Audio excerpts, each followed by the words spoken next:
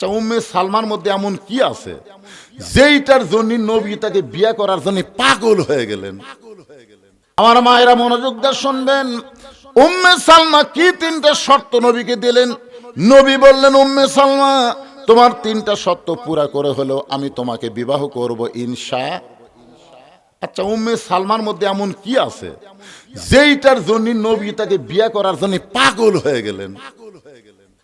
আমাদের নবী সর্বসাকুল্যে বিয়ে করছেন 11টা। জোরে বলেন কয়টা?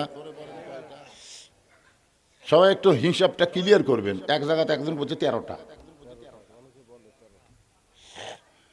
একেবারে সহি কথা। সর্বসাকুল্যে বিয়ে করছেন 11টা। জোরে বলেন কয়টা? নবী নিজের ইচ্ছায় শুধু একটা বিয়ে করছে, আর 10টা বিয়ে নবী নিজের ইচ্ছায় করেনি, বাধ্য হয়ে তাকে বিয়ে করানো হয়েছে। যেভাবেই হয়ে গেছে, কিন্তু নবী একের নিজের ইচ্ছায় একটা বিয়ে করছে। নিজের ইচ্ছায় নবী যাকে বিয়ে করছে তার নাম কি? এই যে একবারে বলে দিলেন, খাদিজা। আপনারা জানেন, খাদিজা যখন মক্কার সবচাইতে ধনবতী রমণী ছিল, ওই সময় নবী সবচাইতে গরিব ছিল। একটা গরিব মানুষ অত ধনী মেয়েকে বিয়ে করবার নিজের ইচ্ছায় চাবে? ওই সাইড থেকে একজনকে আয়সারে যখন নবী বিয়ে করছে, তখন আয়সার বয়স হলো 6 বছর। যিনি মানবতার নবী, তিনি 6 বছর একটা ছোট্ট মেয়েকে নিজের ইচ্ছায় বিয়ে করবি? তাহলে আজগুবি কোন? নবী নিজের ইচ্ছায় যাকে বিয়ে করছেন তার নাম হলো উম্মে সালমা। যেরকম তার নাম কি? প্রথম নবী ঘটক পাঠাইছিলেন উম্মে সালমার বাড়িতে। উম্মে সালমা ঘটককে ফিরাই দিলেন। উম্মে সালমা বললেন, আমি নবীর সঙ্গে বিয়ে বসবো না। ঘটক চিন্তায় পড়ে গেলেন, যেই নবীর জুতার পরশে আল্লাহর আরশ ধন্য হয়, আর সেই নবীর বিয়ের প্রস্তাব একটা মেয়ে ফেরত দিল, এই মেয়ে তো ভালো মেয়ে নয়। ঘটক এসে বলতেছি, ইয়া রাসূলুল্লাহ, দুনিয়াতে কি বইয়ের অভাব?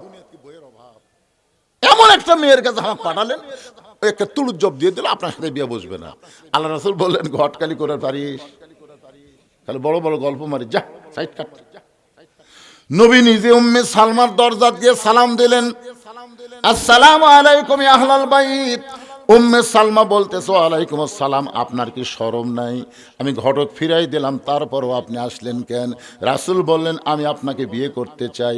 উম্মে সালমা বলে, আমি আপনার সঙ্গে বিয়ে বসবো না। আল্লাহ নবী বললেন, আমি আপনাকে বিয়ে করতে চাই। উম্মে সালমা বললেন, আমাকে বিয়ে করতে হলে আমার 3টা শর্ত পুরা করে বিয়ে করা লাগবে। রাসূল বলেন, উম্মে সালমা, প্রয়োজন হলে আপনার 3টা শর্ত আমি পুরা করেই আপনাকে বিয়ে করব ইনশাআল্লাহ। উম্মে সালমা নবীকে 3টা শর্ত দিয়েছেন। জোরে বলেন কয়টা? এই 3টা শর্তের কথা মরদ মানুষ না শুনলেও নারীদের শোনা লাগবেই। এ মায়েরে, পর্দার অন্তরে সেই সন্ধ্যা থেকে আপনারা বসে আছেন। আমার আলহাজ দবিউর রহমান ভাই কি বললো, খালি মরদ মানুষ ভালো হলে হবে না, তো ওদেরকেও ভালো হওয়া লাগবে। জোরে কোন কথা ঠিক কিনা? এরা জান্নাতের মধ্যেও ঠিক থাকেনি, জানেন? যখন আল্লাহ বলে, চলা তাকরাবা হাদিস সাদারা ফাতাকুনা মিনাজ জালিমিন, ওই গাছের কাছে যায়ও না, তখন আদম নবী একবারও ভুলেও গাছের দিকে তাকায়নি। কারণ আল্লাহ যখন যাবা নিষেধ করছে, তখন ওই দিকে তাকায় কোনো লাভ আছে? আদম নবী ভুলেও তাকায়নি। দেখি তো, একবারও তাকায়নি। আল্লাহ নিষেধ করছে, ওই দিকে তাকামো কেরে। কিন্তু হাওয়ার মধ্যে কি এক নিষেধ করলো কে? নিষেধ করলো কে? খালি বারবার তাকায়, কাছে কাছে যায়, এর মধ্যে কি আছে? নিষেধ করলো কে? হাই রে মেয়ে মানুষ ভাই, কত বছর হলে এরা বাংলাদেশের মুসলমানক জল আছে। জোরে কোন কথা ঠিক কিনা? একজন মরে কবরত গেছে, আর একজন পলে ভারতত গেছে। মোটামুটি আমরা আরাম পাচ্ছি। কথা কর না কেন? কথা কর না কেন?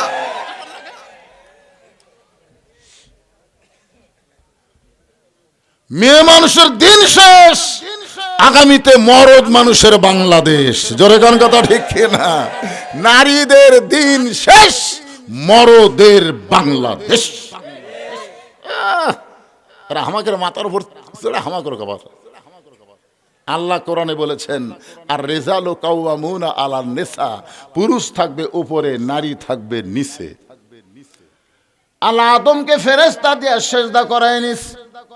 আল্লাহ বলে নাই উসজুদু লি আদম ওয়া হাওয়া, আদম হাওয়াকে সেজদা করো, এই কথা আল্লাহ বলে নাই। আল্লাহ শুধু বলেছেন ফেরেশতা আদমকে সেজদা করো, কারণ পুরুষ মানুষের দাম আল্লাহর কাছে অত্যন্ত বেশি। নিজের সেজদা আল্লাহ পুরুষ মানুষকে দিয়া দিছে। জোরে কন্যা সুবহানাল্লাহ। যে সেজদা পাওয়ার মালিককে, আল্লাহ ছাড়া অন্য কাউকে সেজদা করা যাবে? আর সে আল্লাহ বললেন আদমকে সেজদা করো। আমার মায়েরা মনোযোগ দিয়ে শুনবেন, উম্মে সালমা কি তিনটা শর্ত নবীকে দিলেন। নবী বললেন উম্মে সালমা তোমার তিনটা শর্ত পুরা করে হলো আমি তোমাকে বিবাহ করব ইনশাআল্লাহ। আচ্ছা, উম্মে সালমার মধ্যে এমন কি আছে যেইটার জন্য নবী তাকে বিয়ে করার জন্য পাগল হয়ে গেলেন? এটা আমাকে জন্য শোনা লাগবে। ওই মেয়ের মধ্যে কি আছে রে যে মেয়ে বিয়ে করার জন্য রাসূলই পাগল? সুবহানাল্লাহ কন না কেন? আপনি তো যাকে তাকে খালি বিয়ে করবার চান, যাকে তাকে। একই গাছের কলা, এক গামলায় শোঁচাওয়ালা আর এক গামলা ছিলা, একই গাছের কলা। খরিদ্দার কলা আলা বসে আছে, খরিদ্দার যায় গেল শোঁচাওয়ালা কত করে কেজি ভাই, কত করে কেজি? কলা এলাকায় ইদিকে তোর চোখ পড়ে না, ইডেই যে একই গাছের কলা ভাগলা। আমি শোঁচাওয়ালা খাই, আমি সিলা খাই না। তো কলা তুই শোঁচা সহ খাস না? সিলাই খাই। তো আগে থেকেই সিলা আছে, খালি লিবি আর খাবি। তখন না ভাই আমি খাওয়ার আগেও খাসে রে। কলালা কান ধরে বলতেছে আল্লাহর শপথ কেউ খাইনি। আরে পাগলা তুই খালি চোখে কি দেখবি? মশা খাসে, মাছি খাসে, ধুলা খাসে, বালু খাসে, ওটার খাওয়ার উপযুক্ত আছে? আজকে বেপর্দা নারী যারা, শিলা কলা তারা। ধরে কোন কথা ঠিক কি না? ব্যাপার দেখতে ওটা কার বউ রে, ওটা কার বেটি রে, এত সুন্দর সুন্দরী, ওটা শিলা কলা, শিলা কলা। আমার মায়েরা যারা পর্দার অন্তরালে একটু মনোযোগ দিয়ে শুনবেন, আপনাদের বিরুদ্ধে কোনো কথা আমি বলবো না মা।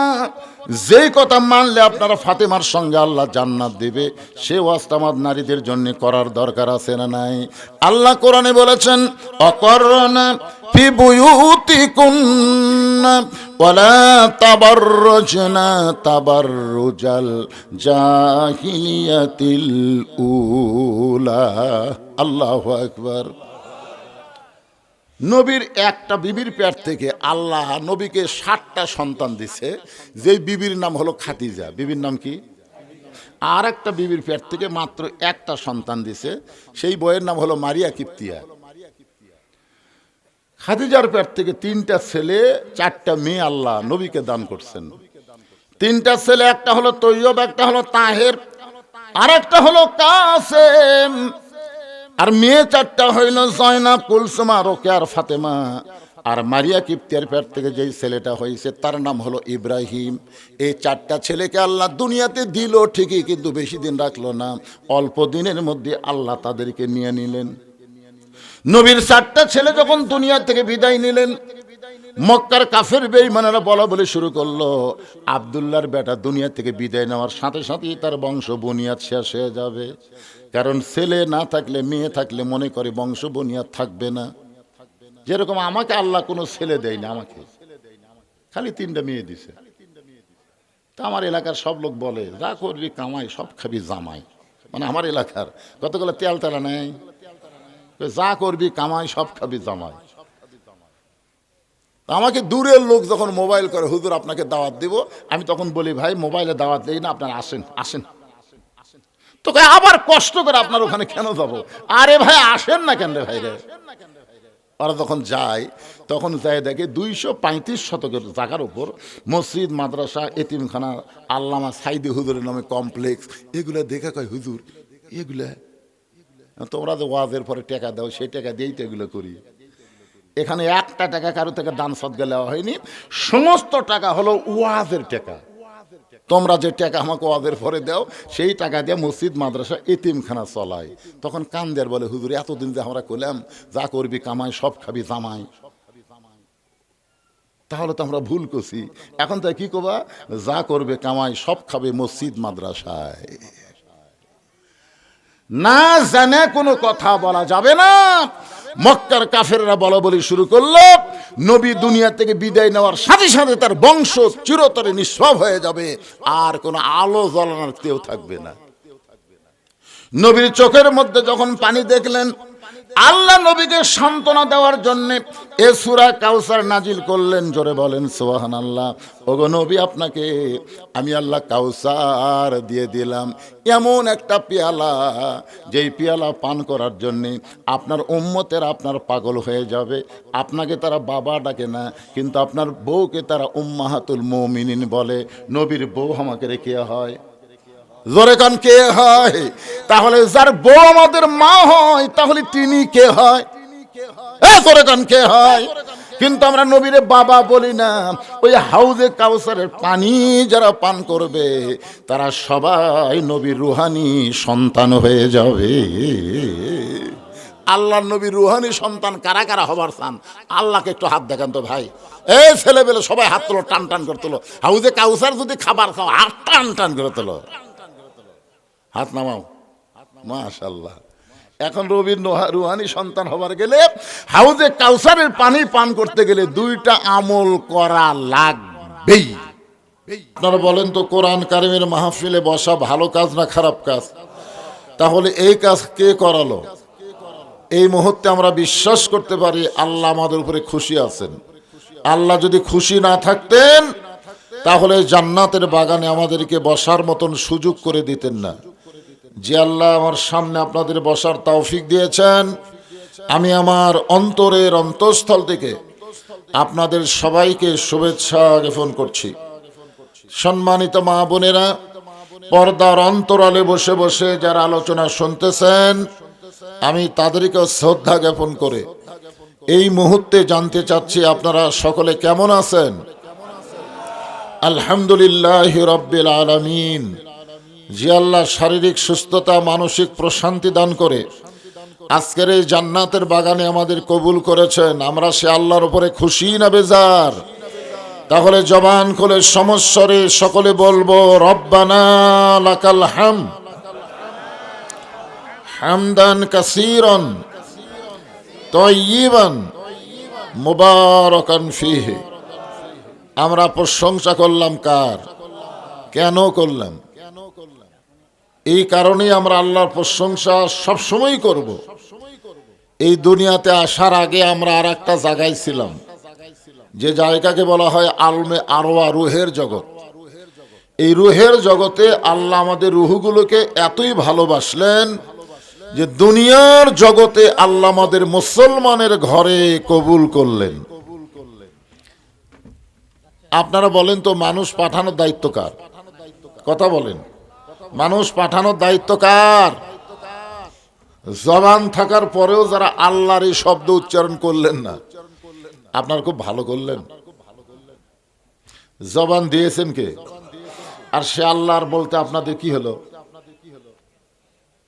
শোনেন, আল্লাহ রাসূল বলেছেন, কোন ব্যক্তি সারা জীবন যদি পাপ করে আর মরার সময় আল্লাহ আল্লাহ আল্লাহ আল্লাহ উচ্চারণ করে করে যদি মারা যায়, শুধুমাত্র জবানে আল্লাহ জারি থাকার কারণে আল্লাহ তার জীবনের সব গুনাহ মাফ করে দেয়।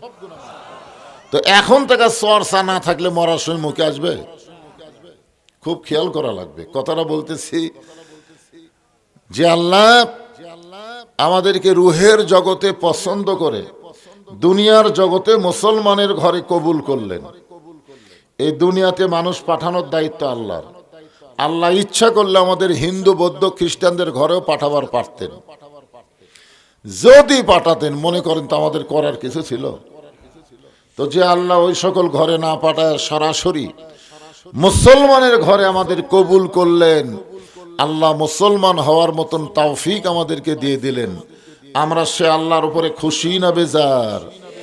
তাহলে জবান খুলে আর একবার বলি আলহামদুলিল্লাহ।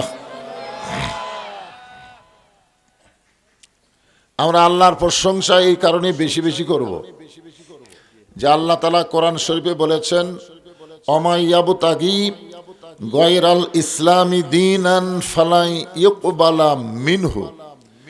ইসলাম ছাড়া অন্য কোনো জীবন ব্যবস্থা কেউ যদি গ্রহণ করে, আল্লাহ বলেছেন কখনোই তা কবুল করা হবে না।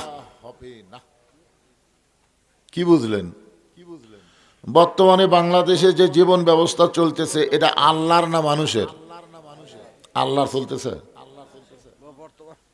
হ্যাঁ, তো মানুষের তৈরি জীবন ব্যবস্থা কেউ যদি গ্রহণ করে, আল্লাহ বলেছেন কবুল করাই হবে না।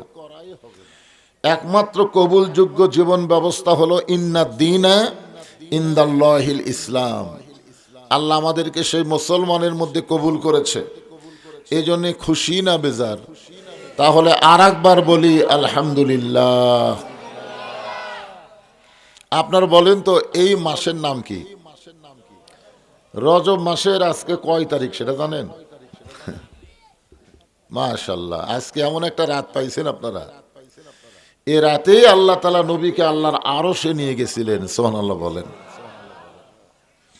এই রজব চাঁদ ওঠার সঙ্গে সঙ্গে আল্লাহ নবী একটা দোয়া বেশি বেশি পড়তেন, আল্লাহুম্মা বারিক লানা ফি রজব ওয়া শাবান ওয়া বাল্লিগনা রমাদান। এই দোয়ার দ্বারা রাসূল বুঝাই দিয়েছেন কে কখন মরবে এটা আল্লাহর নবীও জানে না। নবী যদি জানতেন তাহলে কেন বললেন বাল্লিগনা রমাদান? আল্লাহ রমজান পর্যন্ত আমার হায়াতকে বাড়ায়া দাও, রজব এবং শাবানের বরকত দাও, রমজান পর্যন্ত আল্লাহ হায়াতকে বাড়ায়া দাও। নবী যদি এই দোয়া সবসময় করে থাকে, নবীর উম্মত হিসাবে এই দোয়া আমাদের করা দরকার আছে না নাই? জোরে কেন আছে না নাই? আপনারা করেন? এই যে হেলান দিয়া ঘুম ধরছে।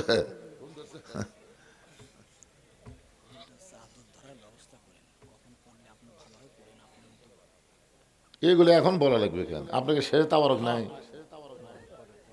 তাবারক নাই তো তাবারক যেটি আছে লোক আরো বাড়বি কমবি?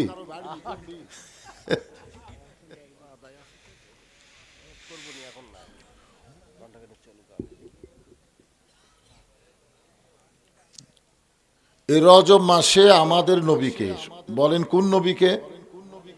সবাই জবান খুলে বলেন আমাদের নবীকে। এই কথা বলতে কি হয়? আমাদের নবীকে। কি ভাগ্য আমাদের!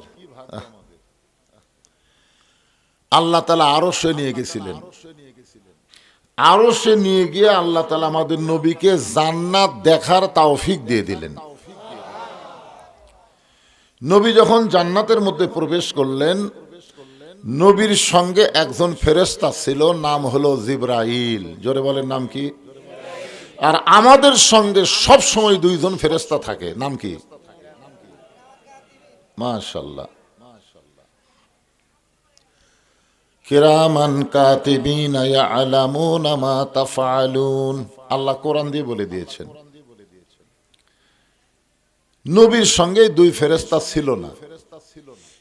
যে দুই ফেরেশতা আমাদের সঙ্গে আছে, এই দুই ফেরেশতা নবীর সঙ্গে ছিল না। না থাকার কারণ হলো দুইটা। জোরে বলেন কয়টা? এক নম্বর কারণ হলো নবীর লেখার মতন কিছুই নেই, কারণ নবী ডিগ্রিতে হচ্ছেন হাবিবুল্লাহ, আল্লাহর দোস্ত। জোরে কোন সুবহানাল্লাহ। আর দুই নম্বর কারণ হলো ওই দুই ফেরেশতার জায়গা কোথায়? একেবারে ভালো করে কোন তো জায়গা কোথায়? কাঁধে। আচ্ছা আপনারা বলেন তো, নবীর কাঁধে চড়ার মতন যোগ্যতা কোনো ফেরেশতার আছে? এই জন্যে নবীর সঙ্গে ছিল না। তবে আমাদের সঙ্গে সবসময় আছে, ঘুমালেও আছে, চেতন থাকলেও আছে, দরজা জানলা বন্ধ করলেও আছে। অনেক ছেলেরা মোবাইল নিয়ে দরজা জানলা বন্ধ করে রাত 12টার পরে মনে করে কেউ যখন নাই আমি এখন একলাই, এই মনে করে কম্বলের মধ্যে অশ্লীল ভিডিও দেখা শুরু করে দেয়। এরকম কিছু ছেলে আছে না নাই? ও যদি বিশ্বাস করে আমার দুই কাঁধে দুটো ফেরেশতা আছে, এরা সব দেখতেছে সব লিখতেছে, তাহলে কিন্তু এই কাম করতে পারতো না। ফেরেশতা জিবরাইল বললেন, এ রাসূলুল্লাহ, আপনি যদি জান্নাত থেকে বের না হন, আল্লাহ আপনাকে জান্নাত থেকে বের করে দিবে না। খামাখা দুনিয়াতে গিয়ে আপনি কি করবেন? যেই বছর রাসূল মেরাজ করেছেন ওই বছরে রাসূলের জীবনে 3টা কষ্ট গেছে। জোরে বলেন কয়টা? এক নম্বর কষ্ট হলো চাচা আবু তালেব মারা গেছেন। অনেকে ভাবতেছেন চাচা মূল্যে ভাস্তের কি? আমাদের গ্রামগঞ্জে আমরা দেখি বাপের সাথে সবচাইতে গন্ডগোল যার বেশি হয় সেটা কে? এক এক জায়গা নিয়ে বাপ চাচার মধ্যে গন্ডগোল আছে না নাই? তো চাচা মরলে ভাস্তা খুশি হয়, চাচা মরে গেছে আপদ গেছে। কিন্তু আল্লাহ নবীর চাচা মারা গেলে নবী এত কষ্ট পাওয়ার পিছনে কারণ হলো শিশুকালে মইরা গেছে মা, গর্ভে থাকতে মরছে পিতা, নবী চোখে দেখলেন না। কে করিবে লালন পালন, কে দিবে সান্ত্বনা, এই দুনিয়ার বড় এতিম নবী ছিলেন একজনা। আল্লাহ রাসূল বলেছেন, আমি মায়ের পেটে যখন ছিলাম তখন আমার বাবা মারা গেলে আমি এতিম হলাম, কিন্তু দুনিয়াতে আসার পরে আমি এতিম ছিলাম না। ভাগ্য গুণে এমন একটা চাচা পাইছিলাম, তার নাম হলো আবু তালেব। আমার এমন ভাবে লালন পালন করলো, আমার যে বাবা নাই এটা কোনোদিন আমি বুঝতেই পারিনি। সুবহানাল্লাহ। এই চাচা দুনিয়া থেকে বিদায় নেওয়ার 1 মাস 19 দিন পরে দরদের বিবি খাদিজা দুনিয়া থেকে চলে গেলেন। চাচা তো গেলেন, আবার চলে গেলেন কে? দরদের বিবি খাদিজা। খাদিজা বলেছেন, দুনিয়াতে কোনো মেয়ের যখন বিয়ে হয় তখন সেই মেয়ের হাত স্বামীর হাতে তুলে দেয়, কিন্তু আমি খাদিজা নবীর সঙ্গে যখন বিয়ে হলো আমার হাত নবীর হাতে তুলে দেওয়ার কেউ নাই, বরং নবীর চাচা আবু তালেব নবীর 2 হাত আমার হাতে তুলে দিয়ে বললেন, মা আজ থেকে আমি এতিমের দায়িত্ব তোমাকে দিয়ে দিলাম। খাদিজার সম্পর্কে রাসূল বলেছেন যে খাদিজা শুধু আমার বিবি ছিলেন না, খাদিজা ছিলেন আমার দরদ। যতদিন মা খাদিজা জীবিত ছিলেন ততদিন আল্লাহর নবী দ্বিতীয় কোনো বিবাহ করেন নাই। বহুদিন খাদিজা বলেছে, ইয়া রাসূলুল্লাহ, আমার সঙ্গে সংসার করতে গিয়ে আপনার যৌবন ফুরে যাবে, আপনি আর একটা বিয়ে করেন। আল্লাহ রাসূল বলেন, খাদিজা আপনি যদি শুধু আমার বিবি হইতেন তাহলে আমি আর একটা বিয়ে করতাম, কিন্তু আপনি শুধু আমার বিবি না, আপনি হলেন আমার দরদ। সুবহানাল্লাহ। এই খাদিজা দুনিয়া থেকে বিদায় নেওয়ার 1 মাস 8 দিন কি 9 দিনের মাথায় আল্লাহ রাসূল তায়েফে গেলেন। কোথায় গেলেন? কলেমার দাওয়াত নিয়ে তায়েফে গেলেন। তায়েফবাসীরা এত আঘাত করলো পাথরের, নবীর গোটা দেহ রক্ত জর্জরিত হয়ে গেল। তাহলে কষ্ট কয়টা হলো? 1 নম্বর কষ্ট, চাচা চলে গেল, দরদের বিবি খাদিজা বিদায় নিল। 3 নম্বর কষ্ট হলো তায়েফের ময়দানে গিয়ে রাসূল রক্তাক্ত হলেন। এই 3টা কষ্টের পরে আল্লাহ তাআলা নবীকে সান্ত্বনা দেওয়ার জন্য আল্লাহর আরশে নিয়ে গেলেন। ধরে কর সুবহানাল্লাহ। আল্লাহ তো সব জায়গায় আসবার পারে না, আল্লাহর ক্ষমতা সব জায়গায়, আল্লাহর দয়া সব জায়গায়, আল্লাহর নজর সব জায়গায়, কিন্তু আল্লাহর জায়গা সব জায়গায় না। আল্লাহর নির্দিষ্ট একটা জায়গা আছে, আল্লাহর নির্দিষ্ট একটা জায়গা আছে। সে জায়গা কি? মানিস্তাওয়া আলাল আরশ, আল্লাহ আরশে অধিষ্ঠিত। জোরে কোন সুবহানাল্লাহ। অনেকে বলে না আমরা আছি যেখানে আল্লাহ আছে সেখানে, না, আল্লাহ আমাদের সাথে নাই। আল্লাহর পাওয়ার, আল্লাহর নজর, আল্লাহর সবকিছু দয়া আমাদের সাথে আছে, ঠিক কিনা বলেন? কিন্তু আল্লাহ আমাদের সাথে আছে না। আল্লাহর নির্দিষ্ট একটা জায়গা আছে। যদি আল্লাহ আমাদের সাথেই থাকতেন তো নবীকে ওখানে যাওয়ার দরকার কি? একটা আয়াত আছে কোরআনে, ওহুয়া মাকুম আইনামা কুনতুম, বান্দা তুমি আছো যেখানে আল্লাহ আছে সেখানে। সেখানে এই কয়েকটা জিনিস বলা হয়েছে, আল্লাহর নজর, আল্লাহর দয়া, আল্লাহর ক্ষমতা, আল্লাহর সব কিছুই আমাদের সাথে আছে না নাই, যদি আমরা ঈমানদার হই। খুব খেয়াল করবেন। ফেরেশতা জিবরাইল বললেন, হুজুর আপনি যদি জান্নাত থেকে বের না হন আল্লাহ আপনাকে জান্নাত থেকে বাইরে করে দিবে না। কারণ জান্নাতের শর্ত হলো সালামুন আলাইকুম তিবতুম ফাদখুলুহা খালিদিন। খালিদিন শব্দের অর্থ হলো চিরস্থায়ী। আপনি চিরস্থায়ীভাবে জান্নাতে থাকতে পারবেন, আল্লাহ আপনাকে বার করে দিবে না। আল্লাহ নবী বললেন, জিবরাইল, যেই কথা একবার বলেছো এই কথার তুমি দ্বিতীয়বার বলো না, কারণ আমি নবী আমার জন্য নয়, আমি নবী হলাম আমার উম্মতের জন্যে। সুবহানাল্লাহ কন না কেন? আমি নবী আমার জন্য না, আমি নবী হলাম কার জন্যে? আল্লাহ যদি আমাকে বলতো আপনি জান্নাতে থাকার জন্য ঢোকেন, আমি জান্নাতে ঢুকতামই না।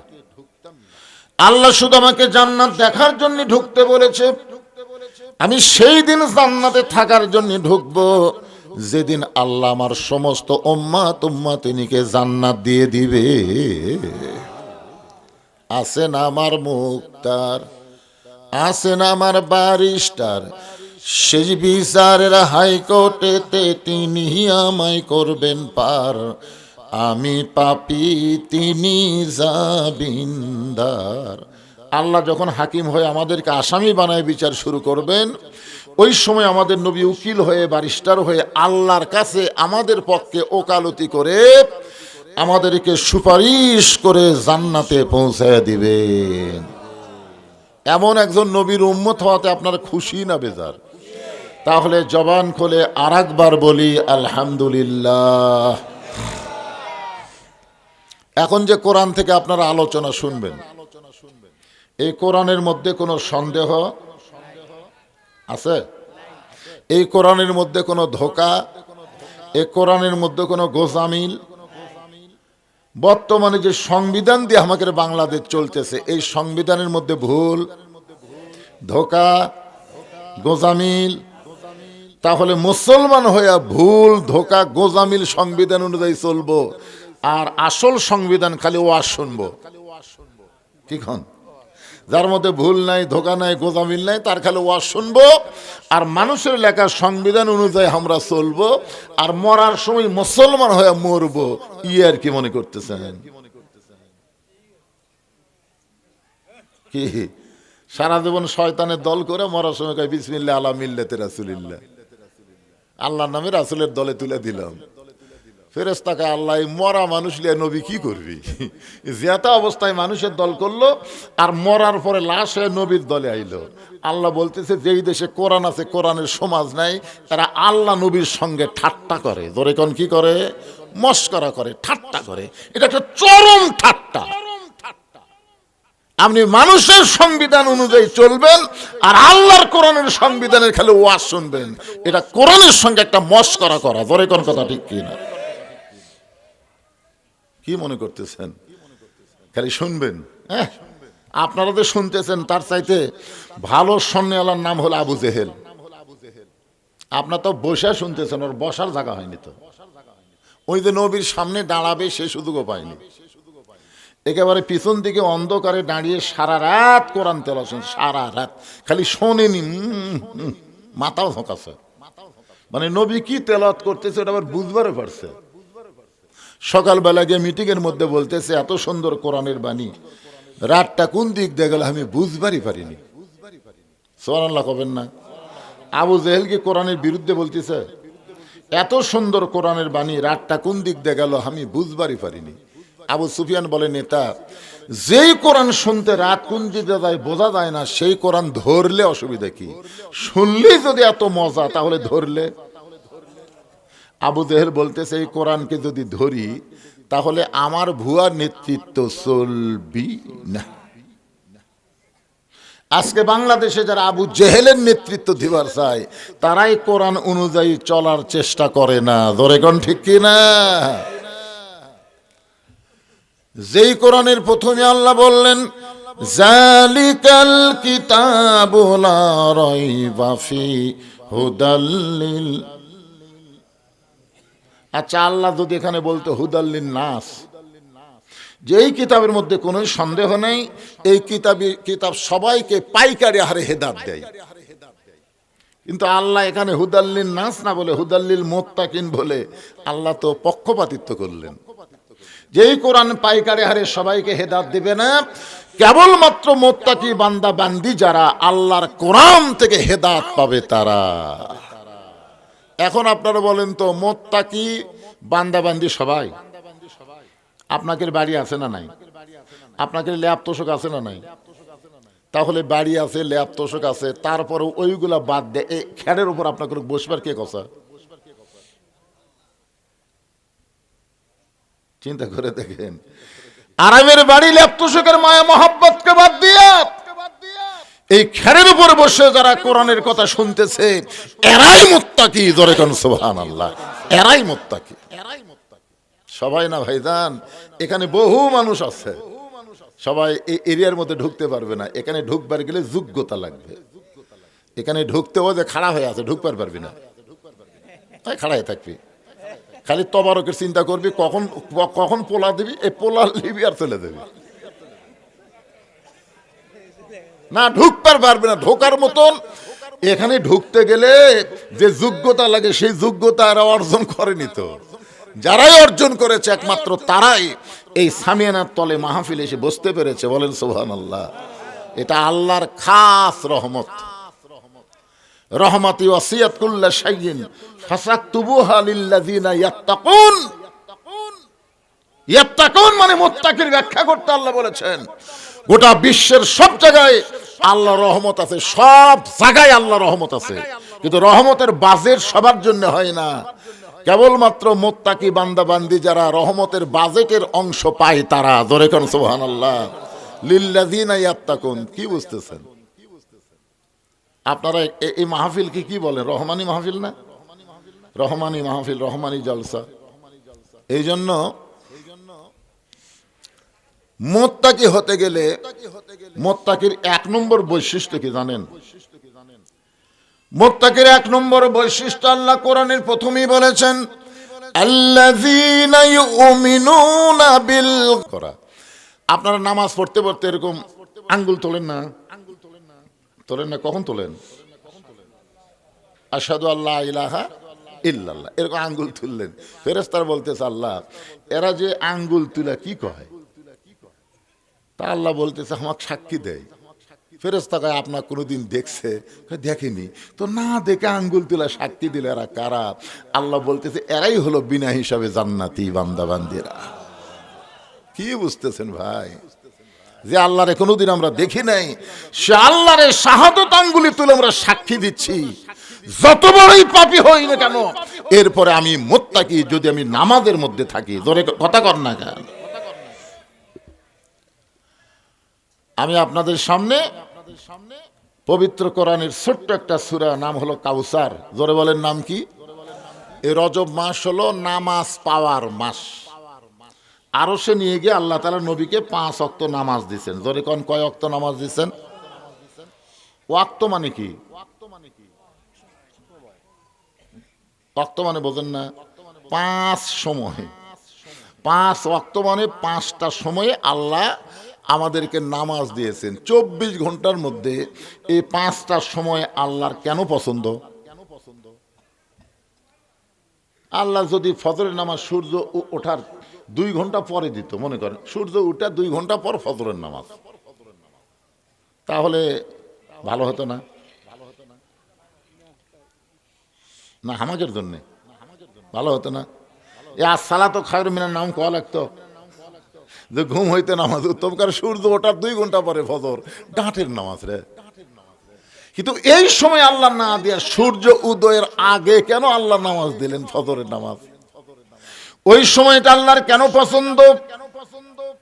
সূর্য পশ্চিম দিকে হেলে যাওয়ার পরে 4 রাকাত ফরজ জোহরের নামাজ আল্লাহর ওই সময় কেন পছন্দ? সূর্যের পাওয়ার যখন কমে গেল ওই সময় আসরের 4 রাকাত ফরজ নামাজ, ওই ওয়াক্তটা কেন আল্লাহর পছন্দ?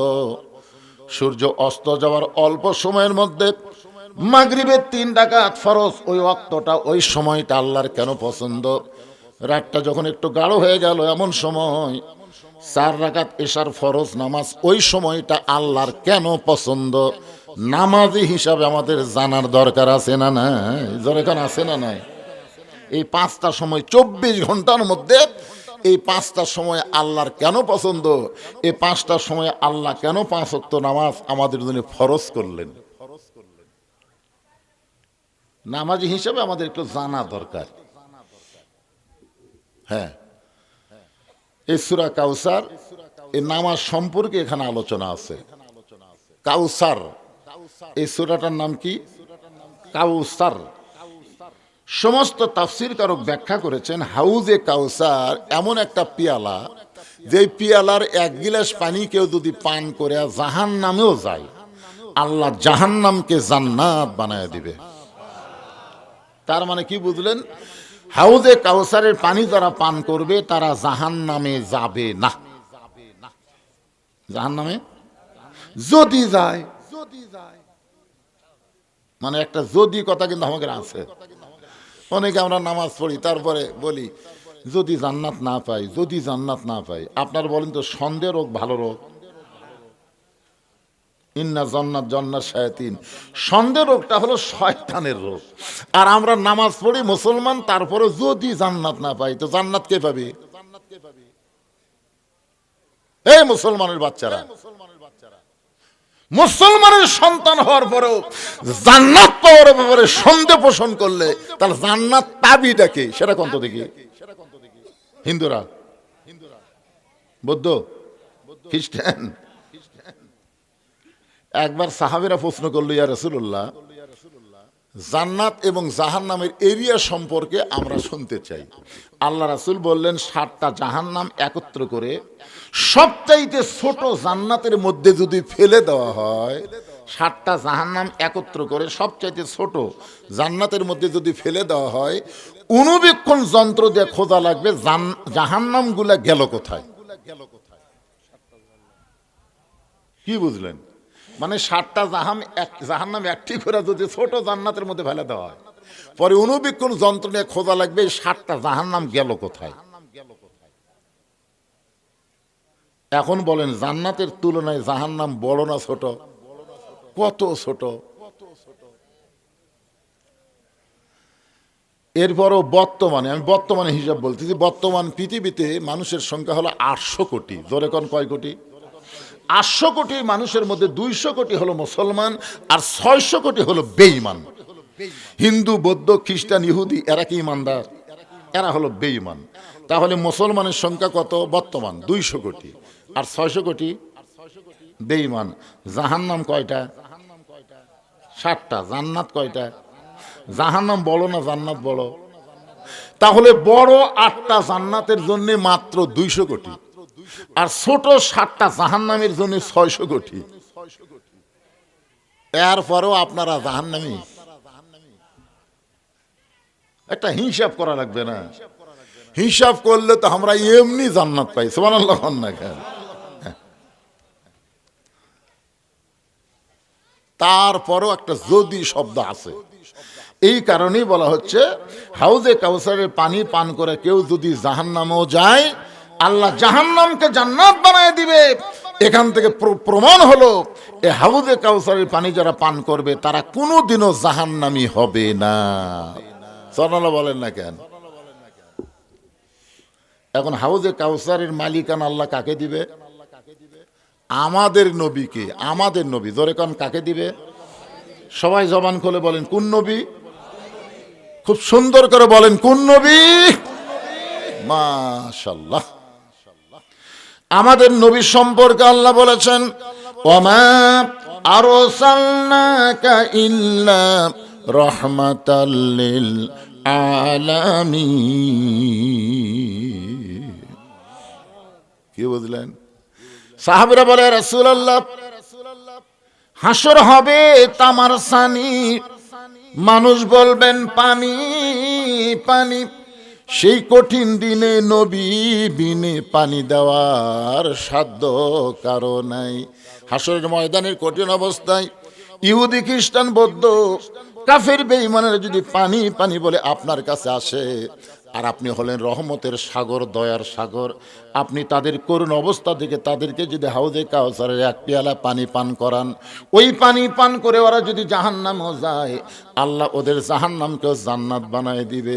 রাসূল বলেন, সাহাবীরা রে, হাউজে কাউসারের মূল মালিক হলো আল্লাহ, আর আমি হলাম বন্টনকারী। আমি ইচ্ছা মতো সবাইকে পানি পান করাতে পারবো না। শুধুমাত্র দুইটা আমল যাদের মধ্যে থাকবে, এক নম্বর হলো ফাসাল্লি রব্বিকা, 2 নম্বর ওয়ানহার, 1 নম্বর নামাজ, 2 নম্বর কুরবানি। এই দুইটা আমল যারা করতে পারবে তারাই পান করবে হাউজে কাউসারের পানি। 1 নম্বর আমলের নাম কি? জোরে বলেন। 2 নম্বর হলো কুরবানি। এই দুইটা আমল যারা করতে পারবে তারাই পান করবে হাউজে কাউসারের পানি। এই নামাজ কিন্তু জুমার নামাজ না, এই নামাজ হলো 5 ওয়াক্ত নামাজ। এই নামাজ কোন নামাজ না? জুমার নামাজ না। কারণ জুমার নামাজ লাইলাতুল মিরাজে আল্লাহ নবীকে দেয়নি। লাইলাতুল মিরাজে আল্লাহর আরশে নিয়ে গিয়ে নবীকে আল্লাহ তাআলা কয় ওয়াক্ত দিয়েছেন? এই 5 ওয়াক্তের মধ্যে জুম্মা নাই। এই জুমার নামাজটা আল্লাহ নবীকে দিয়েছেন দুনিয়ায়। যখন মদিনা রাষ্ট্র হয়ে গেল, নবী যখন রাষ্ট্রপতি হলেন, এমন সময় আল্লাহ তাআলা এই জুমার নামাজ নবীকে দান করলেন। এখন আপনাদের কাছে আমার প্রশ্ন হলো, প্রকাশ্যে হাজার হাজার মানুষের মধ্যে দান করা আর আল্লাহ গোপনে নিয়ে যায় দান করা, কোন দানের দাম বেশি? এই জন্যে 1 লক্ষ জুমার নামাজ একক তো ফজরের সমান হবে না।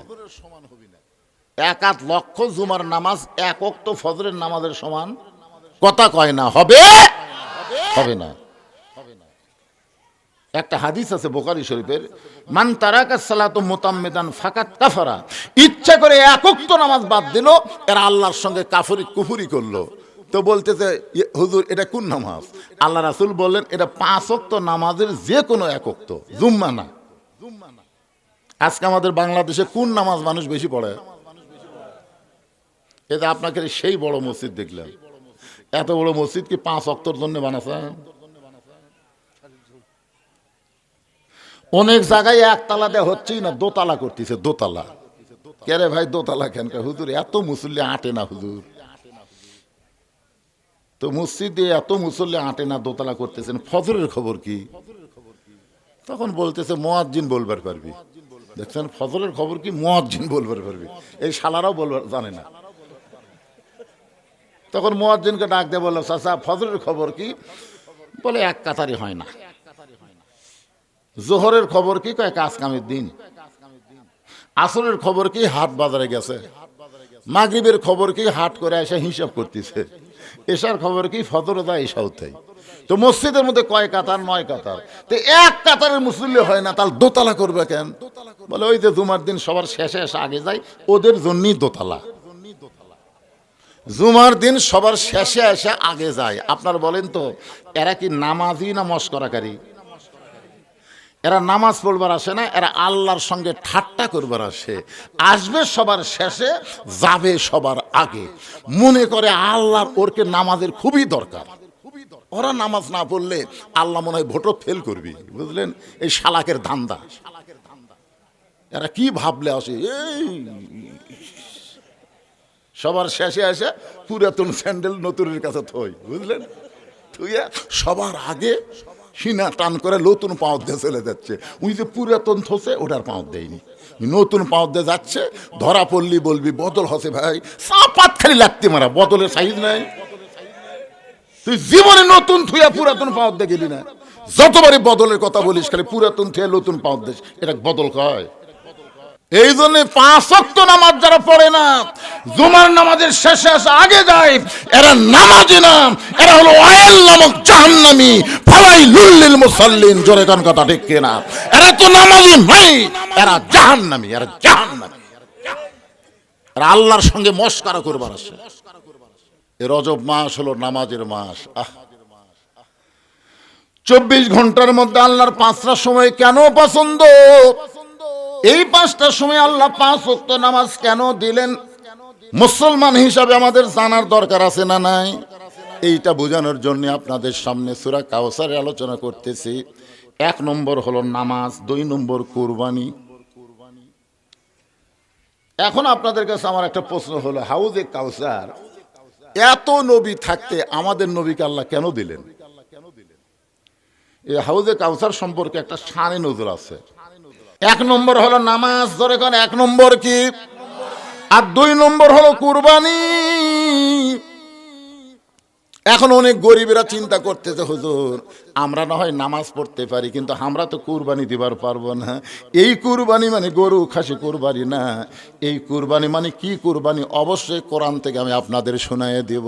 তবে এক নম্বর নামাজের আগে আলোচনা শুনবেন। আজকে আমাদের কাছ থেকে যে দুইটা নামাজ বিদায় নিল, সূর্য অস্ত যাওয়ার পরে এই মেরাজের রাতে দুইটা নামাজ আমাদের কাছ থেকে বিদায় নিল। একটা হলো মাগরিব আর একটা হলো এশা। কয় নামাজ গেল? দুই নামাজ চলে গেল, একটা মাগরিব আর একটা এশা। আপনারা চিন্তা করে দেখেন তো, যারা এই দুই ওয়াক্ত পড়েননি, সবাইকে বলতেছি না, যারা পড়েননি,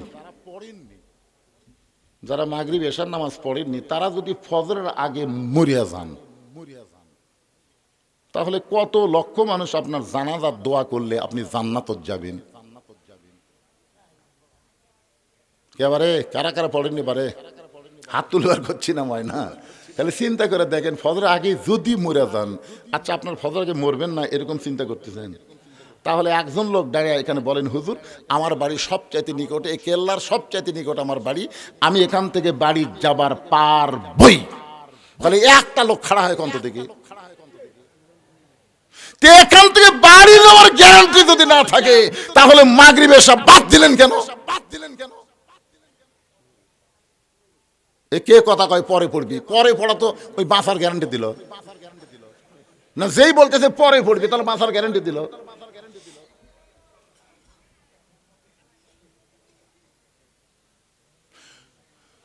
দুনিয়ার সমস্ত মানুষ যদি আপনার জানাজায় দোয়া করে, এরপরও আপনি জান্নাতত যাবার পারবেন না। কারণ লা সালাত আলা ইমানা বাইনাল আবদ ওয়াল কুফরি তরকুস সালাত, বান্দার কাফের মধ্যে পৃথক করার জিনিসটার নামই হলো নামাজ। যারা নামাজ পড়বে তারা আল্লাহর বান্দা, আর যারা নামাজ পড়বে না তারা হলো কাফের। তাহলে মাগরিব এশা না পড়ার কারণে আপনারা কাফের হয়ে গেছেন, আপনাকে জানাজায় দোয়া দিয়ে জান্নাতত যাওয়ার পারবেন না। জান্নাতে যাবার গেলে এই মুহূর্তে নিয়ত করা লাগবে, ফজরের নামাজ থেকে বাকি জীবনে এক ওয়াক্ত নামাজ আর বাদ দেব না। এই নিয়ত করার সঙ্গে সঙ্গে যত নামাজ না পড়ার পাপ হয়েছে, আল্লাহ সমস্ত পাপ মাফ করে দিয়ে দিবে। তাহলে সুবহানাল্লাহ কলা হবে না, নিয়ত করা লাগবে। ফজর থেকে আর নামাজ ছাড়ব, নিয়ত করেন। ইন্নামাল আমালু বিন্নিয়াত। কি সাহস আমাদের বারে। এই পুচকাই কি তোর কি হলো? উঠ যাবো বাবা, হ্যাঁ নামাজ পড়বে, ও পেশাব করবে, যাও।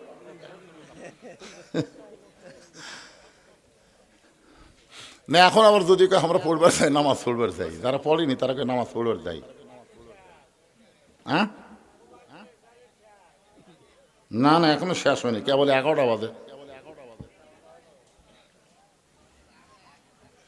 এখন কেউ উঠবেই না, উঠলেই মনে করবে কি আমার ধরা খামো, দরকার নাই।